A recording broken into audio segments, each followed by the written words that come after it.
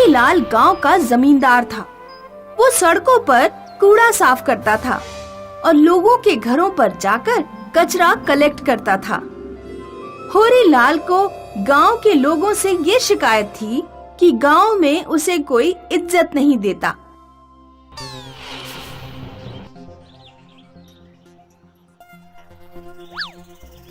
बंशी भैया, अपना कूड़ा ले आओ। बंशी ने अपनी छत से ही सारा कूड़ा फेंक दिया और कूड़ा रोड पर बिखर गया। ये क्या किया? कूड़ा देने की तमीज नहीं है क्या? अब मुझे पूरी सड़क साफ करनी पड़ेगी। मैं तुम्हें पैसे देता हूँ और फिर सफाई करना तुम्हारा काम है। कूड़ा बिखर गया तो क्या हो गया?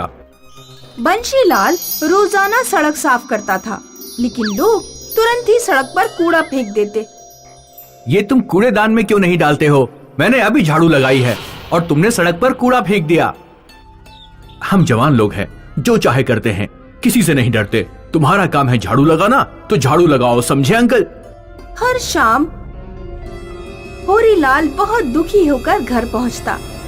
घर पर उसकी पत्नी उसे परेशान करती। जमादार जी, मुझे सोने की बालियां कब ला कर दोगे? पूरा 1 साल बीत गया कहते कहते। मैं बाहर से आया हूँ, ना पानी पिलाया ना चाय दी, बस सीधे बालियों पर आ गई। पिंकी ने सोने का हार खरीद लिया, मनोरमा ने अंगूठी खरीद ली और मुझे बस इंतजार मिला। पत्नी की कचर कचर से बचने के लिए होरीलाल शाम को भी झाड़ू लगाने चला जाता। एक शाम जब वो सड़क साफ कर रहा था तो उसे एक मोहर मिली। ये मोहर तो बहुत सुंदर लग रही है, इसे अपने पास रख लेता हूँ। होरीलाल स्टैंप लेकर अपने घर चला गया। अब जरा इसका इस्तेमाल करके देखता हूँ, कहाँ लगाऊं इसे? कोई कागज भी तो नहीं मिल रहा। कई साल पहले जब होरीलाल की नई नई शादी हुई थी, तो होरीलाल ने एक रात अपनी पत्नी की तकिया के नीचे एक लेटर रखा था, जिस पर लिखा था, प्रिय पत्नी, मेरे लिए गाजर का हलवा बनाना। होरीलाल को वही कागज मिल गया और उसने मोहर उसी पर लगाकर देखी। होरीलाल मोहर द्वारा छापे गए शब्दों को पढ़ता है। मनवाए अपनी मन की बात, इसका क्या मतलब हुआ? वो कागज कमरे में छोड़कर अगले दिन काम पर चला गया। शाम को जब वो घर लौटा तो उसने देखा कि उसकी पत्नी ने गर्मा गर्म स्वादिष्ट गाजर का हलवा बना कर रखा हुआ था। आज तुमने गाजर का हलवा कैसे बना लिया? पता नहीं, आज मैं कमरे में सामान ठीक करने गई और बाहर आई तो मेरे हाथ गाजर का हलवा बनाने लगे। मैं खुद को रोक ही नहीं पाई। कहीं ये उस स्टैम्प की वजह से तो नहीं हुआ? उस पर छपा था, मनवाए अपने मन की बात। अगर ऐसा कुछ है तो कल पता लग जाएगा। होरीलाल ने एक कागज पर लिखा कि जो सड़क पर कूड़ा फेंकेगा वो गधा बन जाएगा। फिर उसने कागज पर स्टैंप लगा दी। उस कागज की कुछ फोटोकॉपी करवाई और सड़क की दीवारों पर चिपका दी। अगली सुबह बंशीलाल जब दूध लेने जा रहा था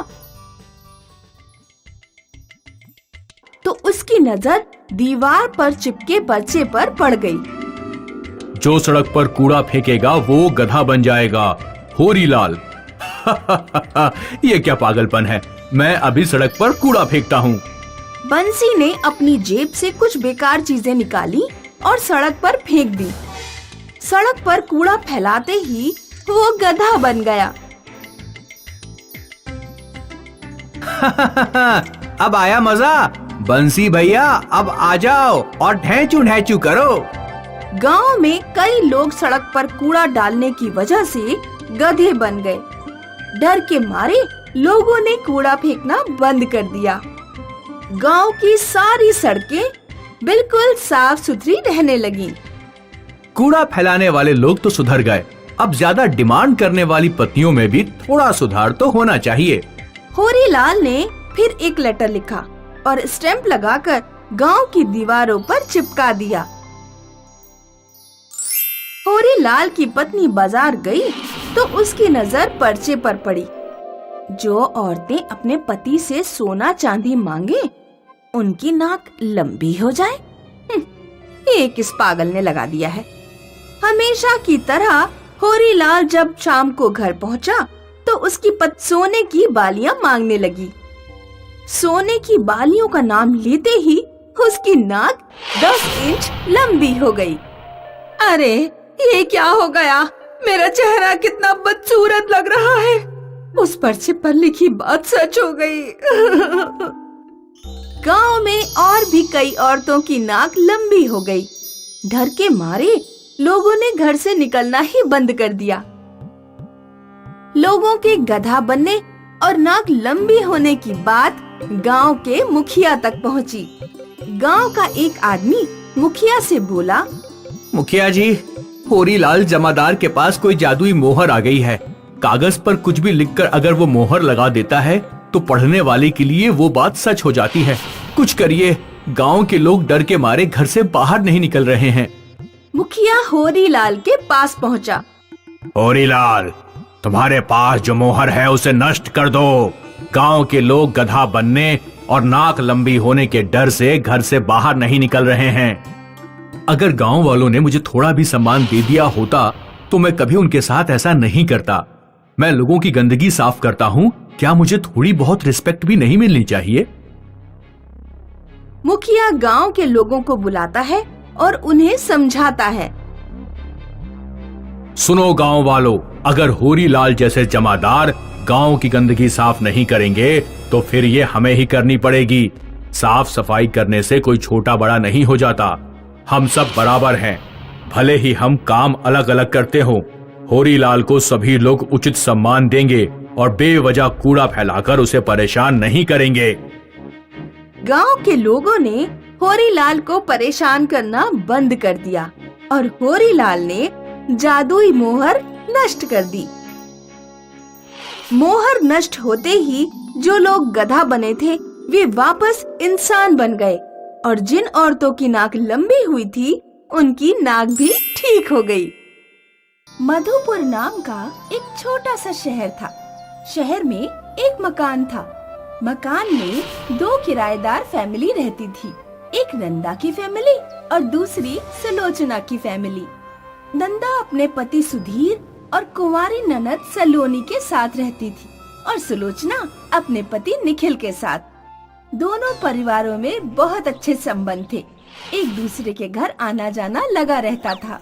एक दिन नंदा की ननद सलोनी को देखने लड़का आया और उसे सलोनी पसंद आ गई। नंदा मेहमानों के लिए चाय बनाने लगी। चाय में चीनी डालने गई तो चीनी खत्म हो गई थी। हाय दैया, चीनी खत्म। चाय को देर हुई तो महारानी के ससुराल वाले नाराज हो जाएंगे, रिश्ता टूट जाएगा। फिर वो महारानी, नहीं, सुलू भाभी के घर से मांग के लाती हूँ। नंदा पिछले दरवाजे से सुलोचना के घर आती है और उससे चीनी मांगती है। चीनी तो हमारे घर नहीं है। क्या? शुभ शुभ बोलो भाभी, चाय नहीं पिलाई तो महारानी के ससुराल वाले नाराज हो जाएंगे, रिश्ता तोड़ देंगे और महारानी मेरे सर पर बैठकर नाचने लगेंगी। ननद है ना, सहना पड़ता है। ऐसी बात है तो हमारा चम्मच ले जाओ। सुलोचना एक चम्मच लाई और नंदा को दे दिया। चम्मच देखकर नंदा कुछ समझी नहीं। इस चम्मच का मैं क्या करूं? किसी को बताना नहीं, ये जादुई चम्मच है। रसोई की किसी भी चीज का नाम लेकर बस इसे बर्तन में 2 बार घुमाओ तो वो चीज चम्मच से गिर जाती है। क्या कह रही हो भाभी? फिर झंझट ही खत्म। थैंक यू भाभी। एक बात कान खोल के सुन लो, चम्मच 2 बार ही घुमाना, ज्यादा घुमाया तो मांगी हुई चीज जहर बन जाती है। हाय दैया, मैं ध्यान रखूंगी, चलती हूँ। नंदा घर आई और चीनी का नाम लेकर चम्मच 2 बार घुमाया तो मैजिक हो गया। चाय के बर्तन में चीनी गिरने लगी। अरे वाह, ये तो कमाल की चीज है। चाय पीकर मेहमान खुश हो गए। 2 दिनों के बाद की तारीख फिक्स करके चले गए। शाम को सुलोचना चम्मच लेने आई तो नंदा बोली, भाभी आप तो जानती हो शादी में कितना खर्चा हो जाता है। मेहमान आएंगे तो उन्हें खिलाना भी पड़ेगा। अब हमारी इतनी हैसियत कहाँ, ये चम्मच रहेगा तो मदद हो जाएगी। शादी होते ही आपको लौटा दूंगी। सुलोचना मान गई और चम्मच छोड़कर चली गई। नंदा ने रात भर चम्मच घुमाया और शादी का सारा सामान निकाल लिया। रातों रात इतना सारा सामान कहाँ से आया? आप अपना काम कीजिए, रसोई में नाक ना घुसाइए। 2 दिन बाद सलोनी की शादी हो गई और सलोनी मायके चली गई। सुलोचना दोबारा चम्मच लेने आई तो नंदा की नियत खराब हो गई। चम्मच तो मैं आपको जरूर दूंगी, लेकिन कल आपको निखिल जी के साथ चाय पीने आना होगा। कितनी मदद की है आपने हमारी, चाय तो बनती है। दूसरे दिन सुलोचना अपने पति निखिल के साथ चाय पीने आई। नंदा उनके लिए चाय बनाने लग गई। चाय बनाते बनाते उसे सुलोचना की बात याद आ गई।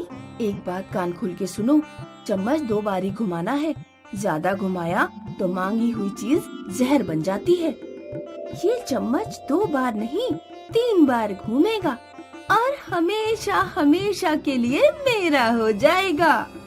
नंदा ने 3 बार चम्मच घुमाया और चम्मच से जहरीली चीनी चाय में गिरने लगी। वही जहरीली चाय नंदा ने सुलोचना और निखिल को पिलाई और दोनों को मारकर चम्मच हड़प लिया। कुछ दिन बीत गए। चम्मच की मदद से नंदा ने रसोई का वो सारा खर्चा बचा लिया जो हर महीने सुधीर नंदा को देता था। उसी बचे हुए पैसों से नंदा ने कामवाली रख ली और दिन भर महारानी की तरह आराम फरमाने लगी। एक दिन नंदा बुरी तरह से बीमार हो गई, हिल भी न सकती थी। बिस्तर पर लेटे लेटे उसे चाय की तलब लगी तो उसने कामवाली से चाय बनाने को कहा, लेकिन चीनी तो खत्म हो गई है। हे भगवान, लगता है तुम्हें चम्मच का राज बताना ही पड़ेगा। कौन सा चम्मच? वो जो आपने बिस्तर के नीचे छिपाया है, उसका क्या राज?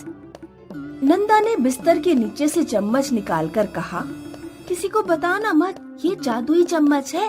रसोई की किसी भी चीज का नाम लेकर इसे बर्तन में 2 बार घुमाओ तो वो चीज बर्तन में गिर जाती है। खाना तुम्हें ही बनाना है, बस इसीलिए बता रही हूँ। ये ले, इससे चाय बना।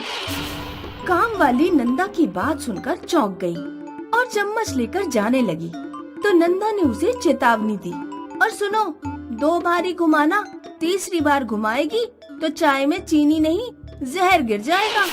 काम वाली किचन में आई, उसने चीनी का नाम लिया और चम्मच 2 बार घुमाया तो चम्मच से चीनी चाय में गिरने लगी। देखते ही काम वाली की नीयत बिगड़ गई। अगर ये चम्मच मेरा हो जाए तो काम करने की जरूरत ही क्या है। अब ये चम्मच 3 बार घूमेगा और हमेशा हमेशा के लिए मेरा हो जाएगा। काम वाली ने 3 बार चम्मच घुमाया और नंदा की चाय में जहर गिर गया। वो चाय पीकर नंदा तड़पने लगी। तुमने चम्मच 3 बार घुमाया ना? सच बोल। अब ये चम्मच मेरा है। टाटा, बाय बाय। थोड़ी ही देर में नंदा तड़पती हुई मर गई और काम वाली चम्मच लेकर भाग गई।